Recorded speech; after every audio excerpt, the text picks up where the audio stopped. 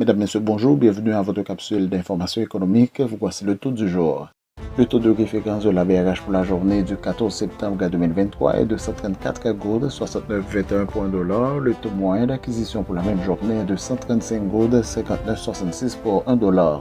À la clôture du marché le mercredi 13 septembre 2023, le baril de pétrole était à 88,75 $, soit une baisse de 0,03%.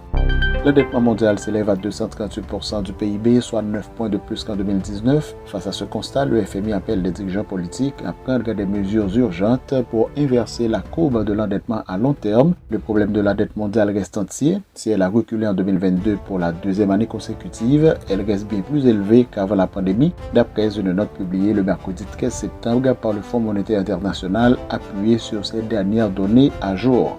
L'indice des prix à la consommation s'est élevé à 3,7% sur un an contre 3,2% en juillet aux États-Unis, selon l'indice CPI publié mercredi par le département du travail. C'est plus que les 3,6% attendus par les analystes et ce à cause des prix à la hausse de l'essence. En effet, l'espoir d'atteindre 2% d'inflation, objectif fixé par la Réserve fédérale américaine, s'éloigne un peu plus.